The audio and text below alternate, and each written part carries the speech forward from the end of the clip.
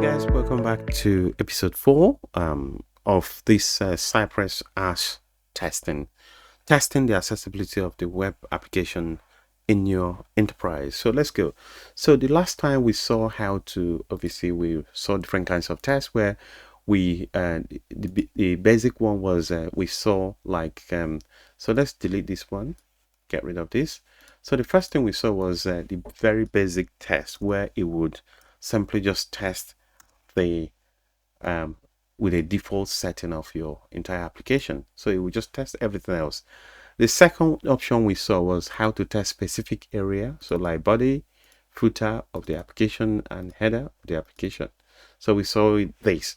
And then today, what we want to see today is let's rename this to be sensible really. So here would be like let's say basic directory, and then this one would be this would be let's say body segments, or let's say segments of app, or app segments. Let's say app segments testing. Right, so the for today what we want to dwell on is, let us see how we can do this accessibility testing using or maybe like where obviously there are certain locators that we know, probably like we know that these locators has probably previously been tested, or that these locators we just want to safe list them and take them away from the test. And even though something is failing there, we may not want to do this. Why should we do this? Because there are some cases where some custom locators, or like some components that are used on our website are like third-party locators that even if we find accessibility in them, we might not be able to actually fix them because we don't own them. These things are common with web application designs, like for instance in React or Next.js. There are some components you actually go there and buy or like reuse from a third-party website.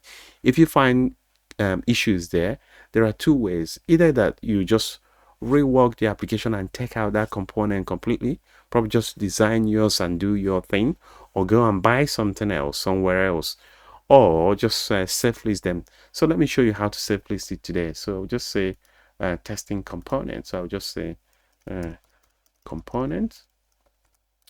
So in this component, I just want to create probably let's say component, let's say safe list .cy.ts,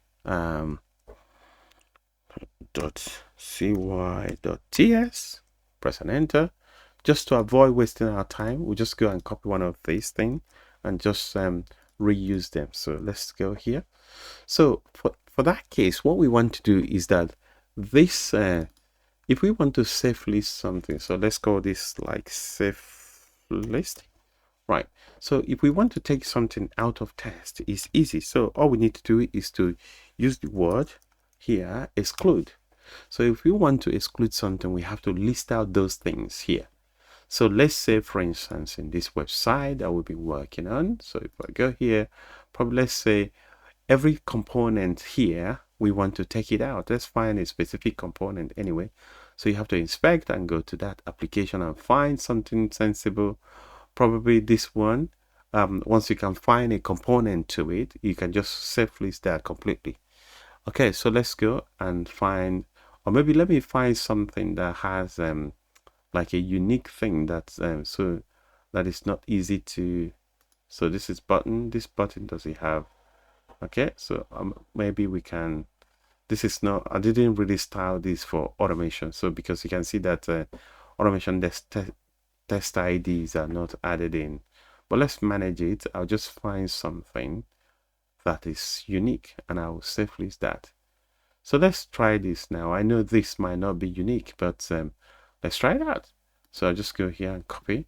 I'll copy like probably let's copy JS path, go here and just paste this through. Okay, so this says allow pasting, isn't it? That's what it says, until we can paste something. So we've done this now, and it's giving us this. The other, so I'm just finding a locator anywhere at the minute, so don't worry about this for now. The other thing I can do is to find how many locators are in this place. So how many? This is saying that this is just one locator. Perfect. So this is a nice candidate for me. So I just take this locator and just go and put it on my code. So let's go to my code. So here, as many as locators that you want to self list, you just put them here and list and do comma and just do that. So this is accessibility, targeted accessibility testing by self listing them. So I'll say by self listing. So when the test runs, it will check everything else excluding this locator. So let's go and run this test and see what's going on. Shall we really call this like a safe list? So let's say safe list test. Okay, so this one is a segment test. So let's go and restart this. Let's see if it will do it automatically. Safe list, yeah, you done it automatically. So we'll run this test.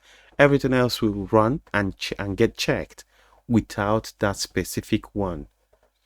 Okay, good. So it would and also like all these things here as well, you can just target them and just and then just go and take them away. So let's see, all of this, you can see link name, you can go and safe list that as well.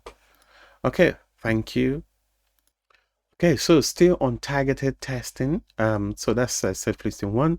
Let's show you safe listing 2 now. This is the first option that you do, safe list by locator anyway. So let's move on. Next one. So I'm going to create safe list 2.cy.ts, and what we need to do is to probably just grab the whole thing again just to make our life easy, paste it here. So to safely, the second way to do that is to use what we call as rules to do that. So let's take this out. Again, I've explained how these things actually just work, that certain times you want to probably just test a specific thing. And then the previous one we saw where maybe a component that we don't control, probably just still the same thing here. And then we found that probably like in this application, the last test we wrote was just talking about, like color contrast, as you can see here. So let's say this color contrast here, we're not interested. The company has mandated us that this contrast must be what it is. It's what the UI designer has designed, and we can change it, and we're happy that it's there. So for us, we can then go and safe list that from the user. So how can we do that? Well, because that's not a component, but obviously when we run this test, it's giving us where the error is targeted. So let's go and safe list that. For us to do that, we use something called rule to do that. So the first thing we need to do here is to say no, because this is overloaded function. So on this overloaded function, we have to now invoke the rule. So how do we do that? So here we say rules. We want to pass this rule. Sorry, we just pass this rule within, and within inside here we just say rules. And in these rules, in this rule here, we just pass in this. So what are those things? The first thing here we want to pass is the color contrast. This color contrast, what do we want it done? Do we want it enabled? This is how you do that. Do we want it to enabled, or do you want it to disabled? So if you disable it here, it wouldn't actually be checked. If you want to enable it, if you go through, so here it is now enabled. Obviously, I think it might have, okay, doesn't. So this is just enable and true. So this is, in this case, it would check this. In this, if you say we want it false, it wouldn't check that. It would just ignore that. Let's see what this one, because this is TypeScript option. So let's see what does it want. So this is context. In its TypeScript option, probably let's say I just put I say undefined here. Let's just make sure because that node didn't really play the cat. So two parameters are passed here. The first one is undefined, and then the second thing that we pass is this rule, and then we have disabled this color contrast. If we rerun this test, fingers crossed, this color contrast would be removed from the test. Let's go and see. So this color contrast should be removed, hopefully. Let's go back, and then let's go back to safe list 2 and see what's going on. Let's run, and you can see that color contrast is gone. If we just quickly again, so you can be clear, if we go to the first one, you will see that it will check the color contrast. Color contrast is checked.